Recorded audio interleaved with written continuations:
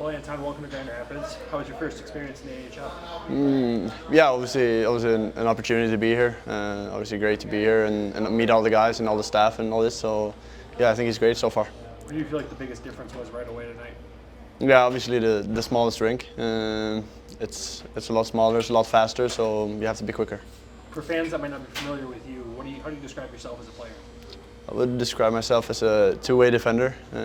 Yeah, I like to hit people and I love to use my skills in offense. So yeah. Is that a hard adjustment though, to so fast change the size of the ice for you and the speed? Yeah, of course it's hard to change. It's going to take some games, but I think I'm going to get into it. When did you get here to Grand Rapids? Have you been here a couple days? I got here Wednesday. Okay. So Wednesday afternoon. What's the last week been for you like? Oh, it's been tough. Not been sleeping so much. Woke up at 6 this morning and woke up at 4 yesterday. So yeah, it's tough with the time change, but it works. Yeah. So you only played on American ice for like two days? Yeah. Yeah? Yeah, but I played earlier with the national team and stuff. So Okay. yeah, Okay. I have some experience. Any positives to take away from this one? Antonio Hansen makes his debut.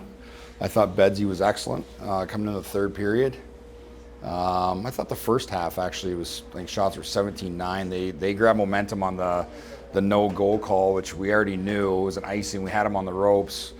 All of a sudden they grabbed momentum after that, and it was just now it was an uphill battle the rest of the game. So yeah, that's probably the only positives. Yeah, uncharacteristically bad game from Gosa today.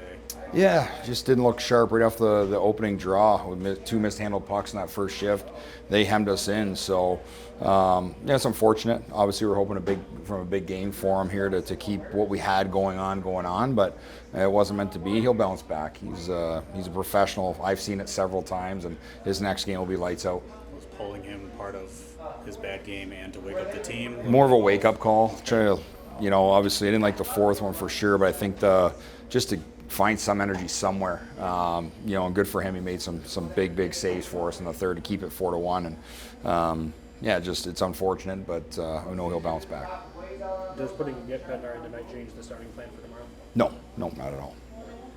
And then, first impressions of Anton, obviously joining the team. Been here just a couple days now. Yeah. First impressions of his game. Yeah, met him yesterday morning, and unbelievable kid. He's a pro already. Obviously, he's playing a men's league over there, but the way he carries himself, love his skating ability. He's smart. He sees the ice. He makes some good plays, and again, he made a couple mistakes, but that's to be expected. So you just have to live with those. But I think overall, just from a very, very, very small sample size, he's going to be a heck of a defenseman. Kind of polar opposite results, obviously, last week in Rockford and tonight. You got them again tomorrow. What have you learned from these two games to adjust for tomorrow? Well, obviously our lineup's changed quite a bit since last time too, so we got to take that into consideration. But we know they play fast. You can't give them easy offense. They've got guys who can score goals. They've got high skilled top six. They have a couple defensemen that know how to move across the blue line and create some offense. So we can't give them anything easy. We got to make them earn everything, and then we have to earn everything too. We've got to get the nets harder and make it harder for their goaltender. Obviously, in Rockford, we scored 3 power play goals, so we're lacking 5-on-5 offense, and that's got to come from within of getting to the net, getting pucks there, and being willing to battle. And now, usually when you're without Austin Watson, you lose an element of physicality. But tonight, the guys still had that, and it was controlled. They weren't taking like stupid penalties. What does it mean to you at this point in the season where everyone's able to stand up when someone goes up?